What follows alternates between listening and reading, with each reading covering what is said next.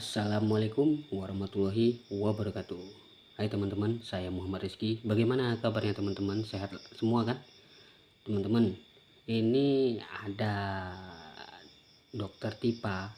Dokter Tipa ini sekarang ini dia mencela-mencela ngomong teman-teman. Dan dia ngomongnya tuh ketakutan teman-teman. Nah, ngomongnya aneh teman-teman. Nah, ini kita dengarkan dulu.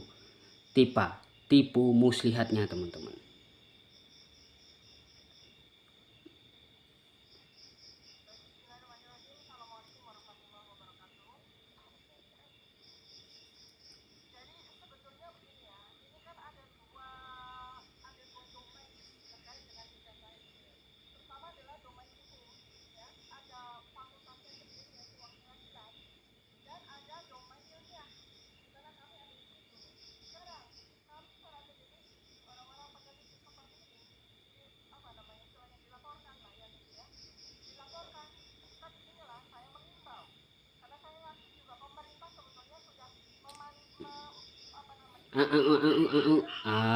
Kau ngomong yang beres kau.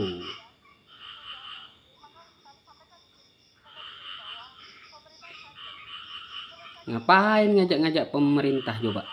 Aneh. Tipa.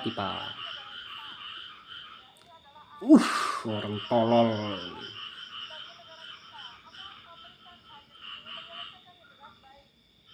Apa-apaan tah.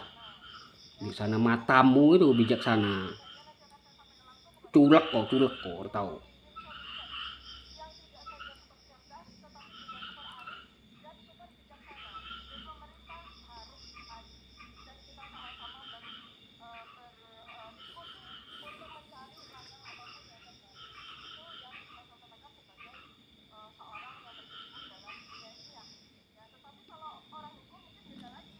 Aku gregetan sama Tipa nih. Dokter Tipa muslihat nih.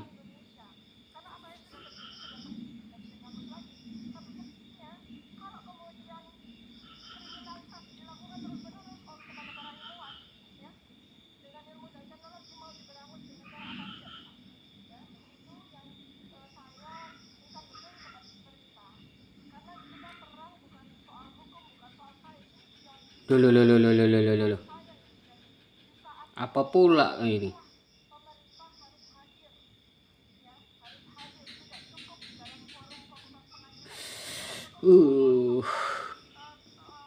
Kau.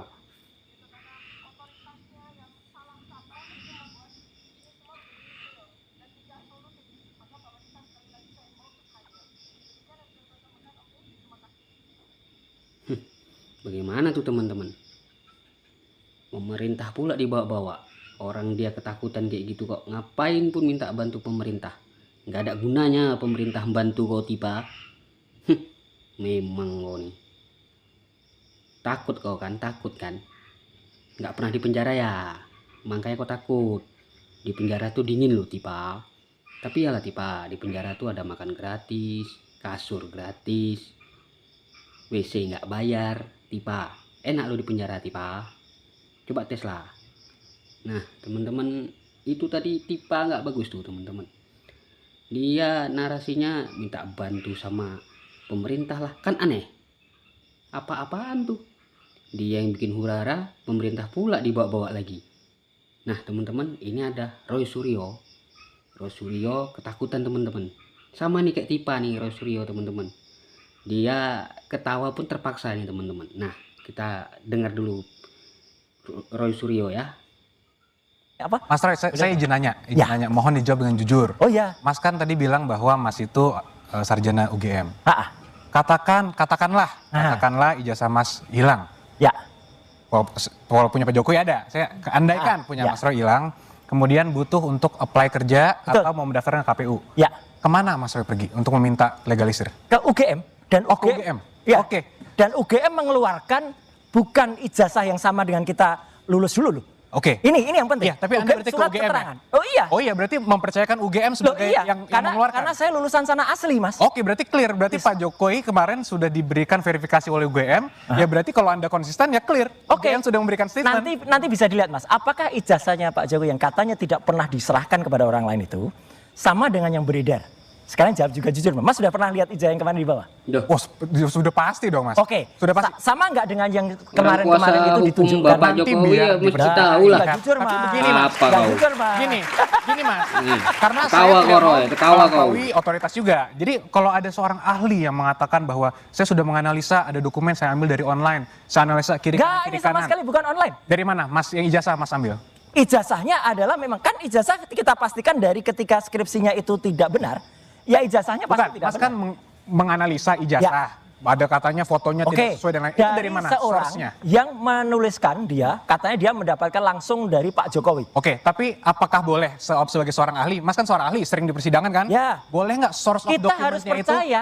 Nggak, boleh nggak source of dokumen yang dianalisa seorang ahli forensik itu bukan berasal dari dokumen asli? Makanya kita tunggu. Menganalisa kopi. Oh, Boleh nggak nggak? apa-apa. Boleh Makanya nggak nanti kita tunggu. Kita tunggu kalau Mas punya yang asli. Ya, kita bandingkan. Kalau itu ternyata yang kemarin dianalisis juga oleh saya dan Dr. Respon, itu tidak benar. Orang itu yang pernah memposting dan katanya asli itu, katanya dia dapat dari Pak Jokowi itu, penyebar hoaxnya dia. Tapi yang menganalisa seakan-akan itu palsu siapa, Mas? Loh kita, karena kalau itu palsu, berarti yang ada disebar oleh hoax itu palsu kan? Like, share, dan follow Daily Post ID untuk... Nah, teman-teman, lihat tuh, Roy Suryo. Takut kan, teman-teman? Takut dia. Tapi nggak dipakai pikirannya, teman-teman. Kenapa dia buat huru-hara waktu itu? Kalau dia itu takut di penjara, teman-teman. Baru keluar, masuk lagi. Mampus kok, Roy Suryo. Mati aja lah kau. Memang kau tuh. Memang Roy Suryo nih cocok. Hati-hati, teman-teman. Nanti kalau dia bertamu di rumah teman-teman, panci teman-teman dicuri sama dia. Dia itu kan pencuri panci itu, teman-teman. Nah, teman-teman, ini video saya reaction dari Brojo Musti, teman-teman. Nah, teman-teman, inilah yang kata-kata inilah yang mantap nih, teman-teman. Bagi saya nih bagus, the best, teman-teman. Brojo Musti nih. Nih, teman-teman ya, kita lihat dulu. Wah, manis banget ya kelihatannya. Penuh pujian, penuh penghormatan, penuh astacita, katanya demi bangsa. Tapi jangan bego-bego amat. Di balik senyum manis itu ada jarum tajam. Di balik pujian yang dirangkai indah ada racun politik yang siap menyengat. Ini bukan sekadar soal etika, ini operasi politik tingkat tinggi. Dan sayangnya sebagian dari kita masih tepuk tangan seolah nggak sadar kita sedang disiapkan jadi korban berikutnya. Bongkar senyum manis penuh jebakan, itulah yang harus kita lakukan. Karena ini bukan sekadar soal Gibran, ini bukan cuma tentang wakil presiden. Ini skenario besar yang sedang dijalankan oleh kelompok yang selama ini berdiam, para purnawirawan, para tokoh bayangan, para perancang kekacauan yang sedang menyamar jadi penegak hukum dan moral. Coba perhatikan baik-baik. Ada 8 petisi hukum yang diajukan. 8. Bukan 1, bukan 2. Ini bukan reaksi spontan. Ini perencanaan. Yang mereka incar bukan Gibran, tapi Presiden Prabowo. Kenapa? Karena mereka tahu, kalau tidak dijatuhkan sekarang, Prabowo bisa memimpin 10 tahun ke depan. Dan itu berarti, semua kekuasaan lama akan benar-benar kehilangan akses. Maka mereka butuh cara, jebak presidennya lewat celah hukum. Celah itu adalah keputusan mengganti wakil presiden. Kalau Presiden Prabowo tergelincir mengambil keputusan yang mereka pancing, misalnya mengganti Gibran, karena tekanan opini publik atau karena jebakan konstitusional, disitulah mereka menjerat Prabowo lewat proses pemakzulan. Kenapa? Karena mengganti wapres dianggap melanggar hukum. Dan begitu pelanggaran itu terjadi, maka proses impeachment bisa dimulai. Jangan tertipu. Ada yang bilang, tenang, Prabowo pegang kendali penuh. Tapi faktanya, intervensi bisa datang dari dalam partai sendiri. Apalagi kalau partai merasa bisa mengatur presiden. Apalagi kalau ada elit yang masih menganggap dirinya paling tahu arah negara ini.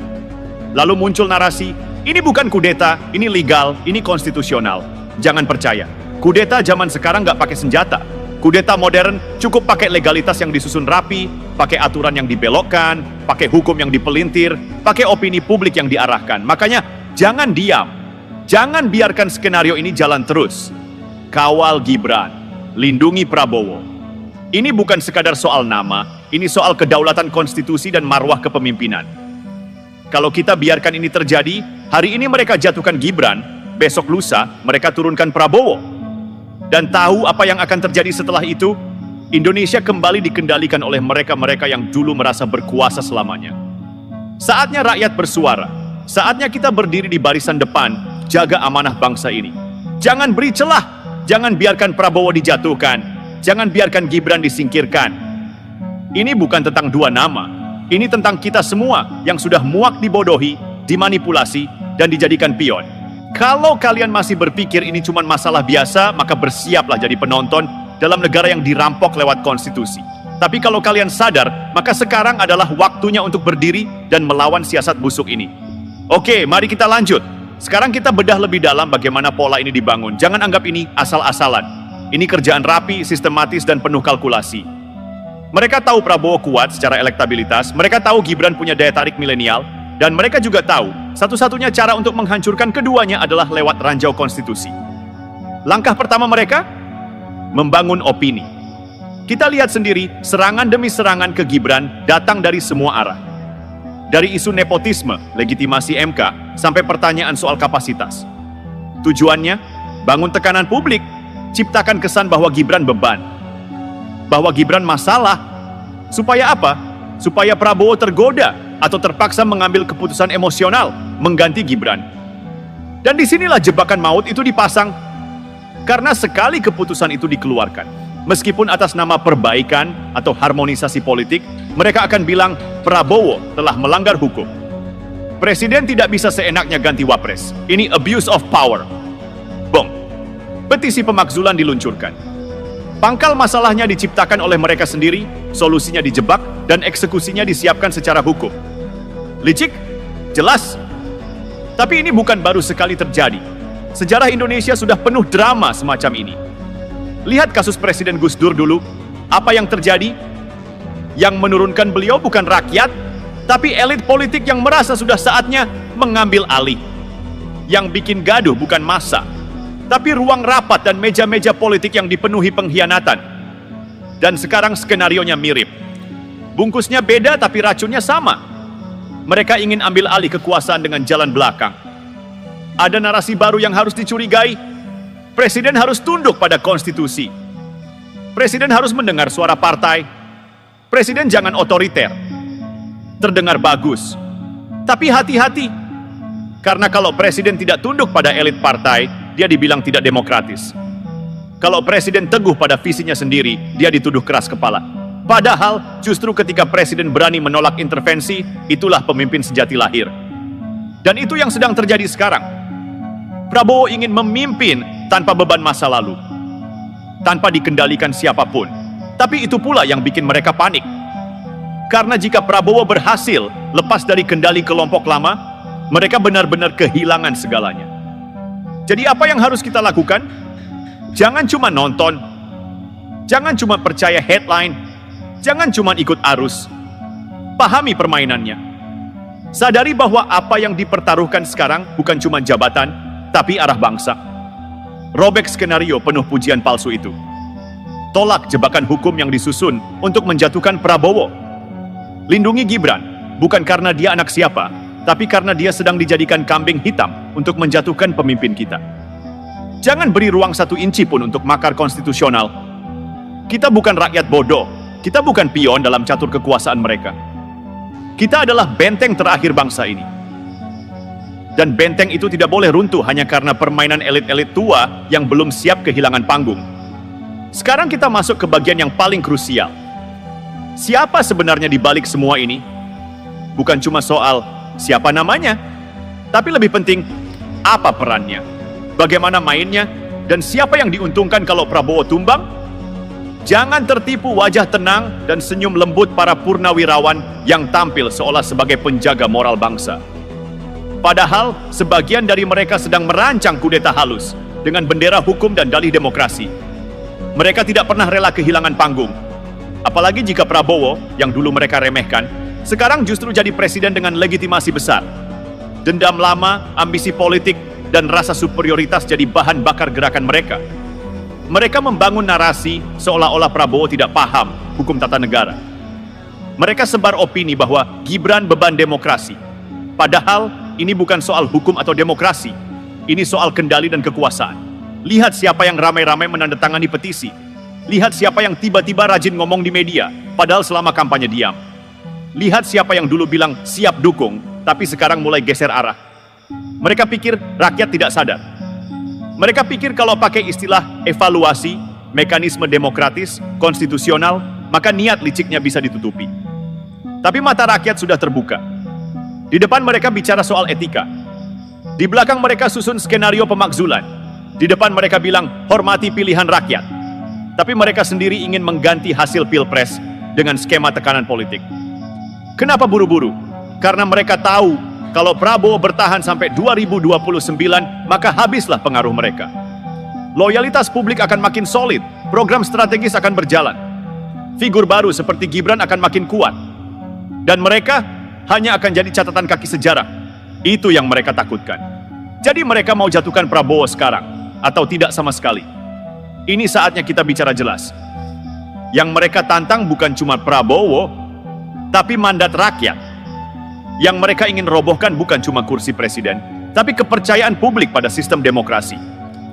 Kalau sekarang kita diam, kalau sekarang kita biarkan hukum dijadikan senjata politik, kalau sekarang kita biarkan senyum manis jadi topeng makar, maka besok siapapun presiden tidak akan aman.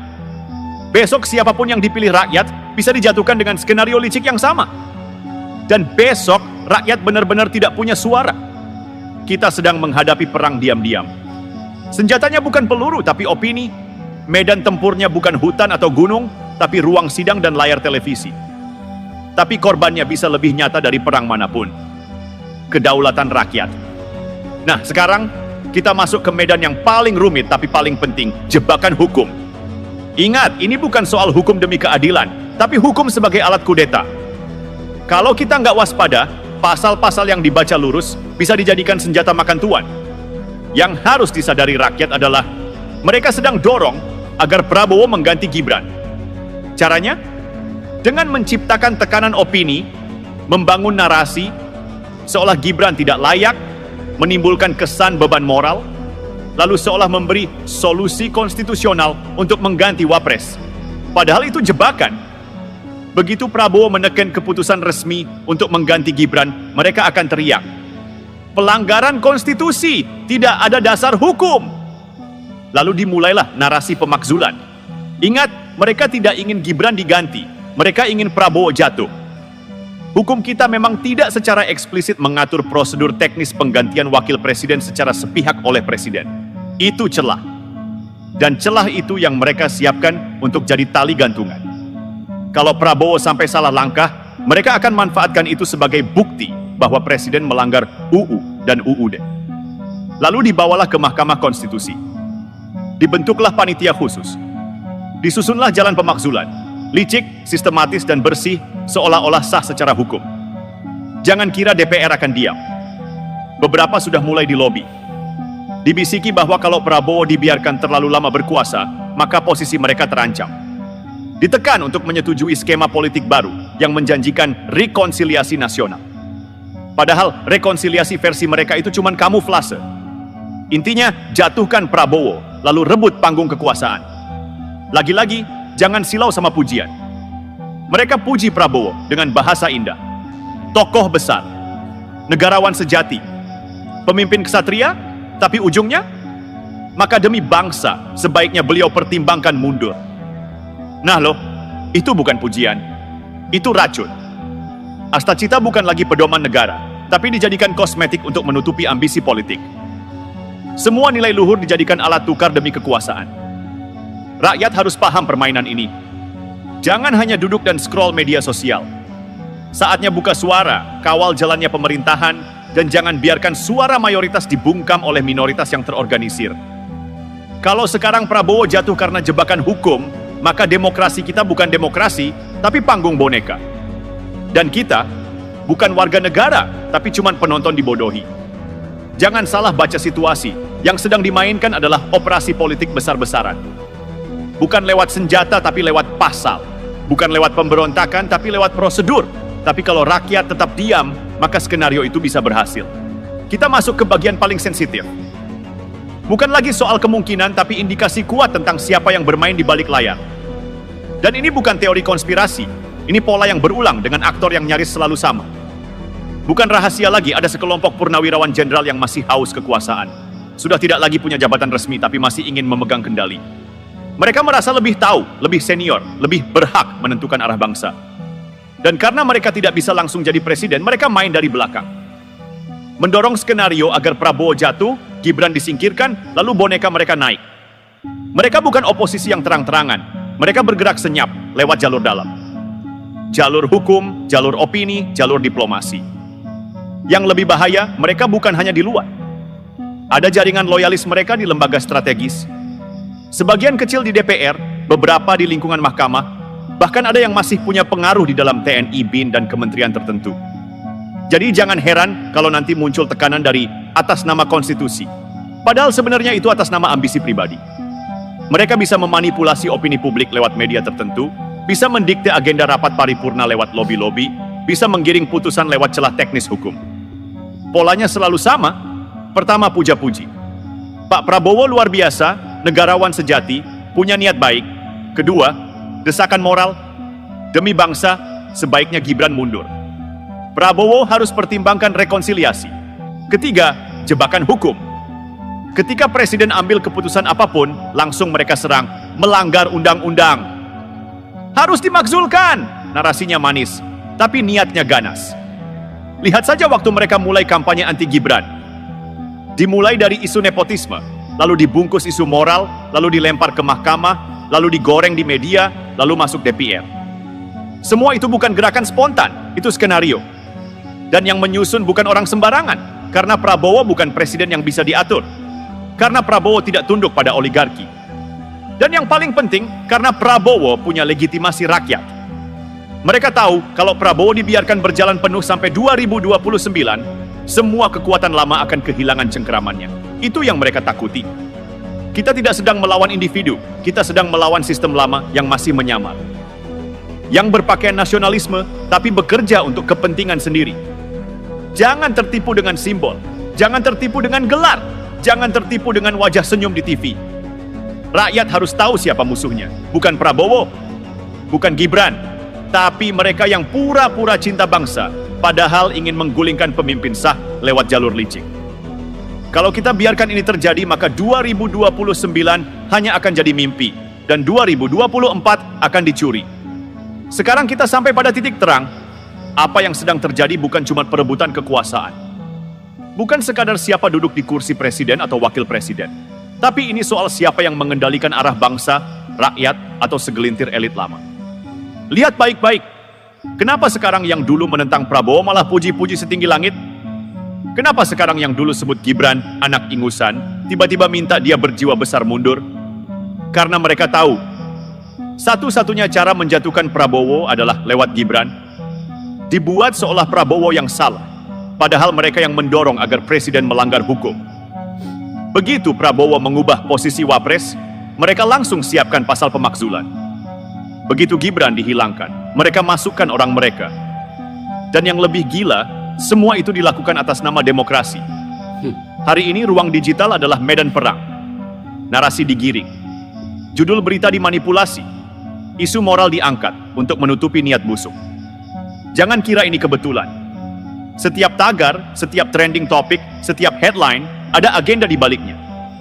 Kalau kita sebagai rakyat tidak punya kesadaran informasi, kita akan terus ditipu, dibodohi, diarahkan untuk membenci yang seharusnya kita jaga, dan mencintai yang justru ingin mencuri masa depan kita.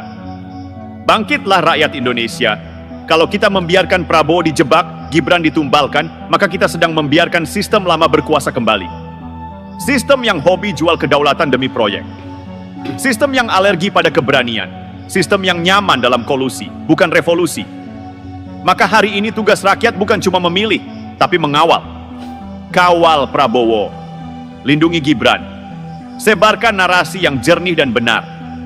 Karena musuh kita bukan cuma elit politik, tapi kebodohan kolektif yang dipelihara lewat kebohongan publik. Kita boleh berbeda pilihan, tapi jangan berbeda pemahaman. Musuh kita bukan tetangga yang beda warna. Musuh kita adalah mereka yang bermuka dua, berselimut pujian dan bersenjata pasal. Ingat, rakyat yang sadar tidak bisa dijajah, rakyat yang cerdas tidak bisa ditipu. Dan bangsa yang kuat lahir dari rakyat yang berani melawan kebohongan dengan akal sehat. Mari jaga Indonesia, bukan dari musuh luar, tapi dari makar dalam negeri yang terselubung manisnya demokrasi pura-pura. Karena kalau bukan kita yang jaga, siapa lagi? Dan kalau bukan sekarang, mau tunggu sampai bangsa ini jatuh lagi? Jangan hanya jadi penonton sejarah.